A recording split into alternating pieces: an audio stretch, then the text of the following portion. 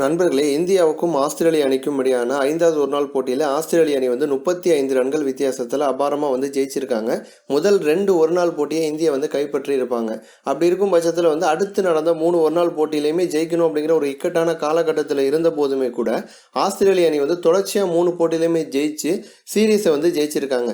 T20 சீரீஸையும் ஜெயிச்சிட்டாங்க. இப்போ ஒருநாள் போட்டி சீரீஸையும் ஜெயிச்சிட்டாங்க. இந்த கடைசி 5வது ஒருநாள் போட்டியில் கவாஜா அபாரமாக விளையாண்டு சதம் அடிச்சிருப்பாரு. இந்த தொடர் முழுக்கவே கவாஜா பார்த்தீங்கன்னா அபாரமாக விளையாண்டுட்டு வராரு. அதே நேரம் பார்த்தீங்க அப்படின்னா இந்திய அணியில் ரோஹித் சர்மா மட்டும்தான் ஓரளவுக்கு தாக்கு பிடிச்சி விளையாண்டுருப்பாரு. மற்ற எந்த ஒரு பேட்ஸ்மேனும் நல்லா விளையாண்டுருக்க மாட்டாங்க. கடைசி சமயத்தில் கேதர் ஜாதவ் மற்றும் புவனேஸ்வர் குமார் 2 பேரும் அபாரமாக விளையாண்டுருப்பாங்க. கேதர் ஜாதவ் 44 ரன்கள் அடித்து அவுட் ஆயிருப்பாரு. புவனேஸ்வர் குமார் 46 ரன்கள் அடித்து அவுட் ஆயிருப்பாரு. புவனேஸ்வர் குமாருக்கு போதுமான பேட்டிங் வாய்ப்பை இந்தியா கொடுத்தாங்க அப்படின்னா கண்டிப்பாக அவரும் நல்ல ஒரு ஆல்ரவுண்டராக வருவதற்கான வாய்ப்பு அதிகமாகவே இருக்குது அப்படிங்கிறத புவனேஸ்வர் குமார் நிரூபிச்சிருக்காரு. இந்த ஆஸ்திரேலிய ஒருநாள் போட்டி தொடரில் ஒரு விஷயத்தை நம்ம கவனிக்கணும். தோனி இருக்கும்போது தோனி இல்லாதப்பா அப்படின்னு ரெண்டாக பிரிச்சுக்கலாம்.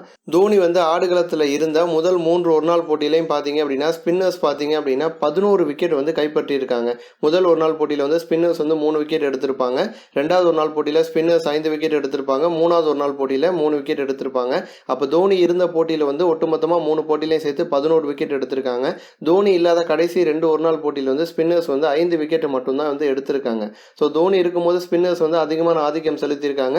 அதுலேயும் குறிப்பிட்டு சொல்லணும் அப்படின்னா குல்தீப் யாதவ் முதல் ஒரு நாள் போட்டியில் 2 விக்கெட், 2வது ஒரு நாள் போட்டியில் 3 விக்கெட், 3வது ஒரு நாள் போட்டியில் 3 விக்கெட். அப்போ முதல் 3 ஒரு நாள் போட்டியில் 8 விக்கெட் எடுத்திருக்காரு. ஆனால் தோனி இல்லாத கடைசி 2 ஒரு நாள் போட்டியில் பார்த்தீங்க அப்படின்னா தலா ஒரு விக்கெட் தான் எடுத்திருக்காரு. 4வது ஒரு நாள் போட்டியில் 1 விக்கெட், 5வது ஒரு நாள் போட்டியில் 1 விக்கெட். அப்போ தோனி இல்லாதப்ப குல்தீப்போட பர்ஃபார்மன்ஸ் கொஞ்சம் குறைஞ்சிருக்கு அப்படின்னு தான் சொல்லணும். ஏற்கனவே குல்தீப் சொல்லியிருக்காரு, எனக்கு நான் பால் போடும்போது தோனி விக்கெட் கீப்பிங்கில் இருந்தார் அப்படின்னா நிறைய அறிவுரைகள் ஆலோசனைகள் வழங்குவார். அவர் சொல்கிறத கேட்டு தான் நான் பால் போடுவேன் அப்படின்னு ஏற்கனவே குல்தீப் சொல்லியிருக்காரு.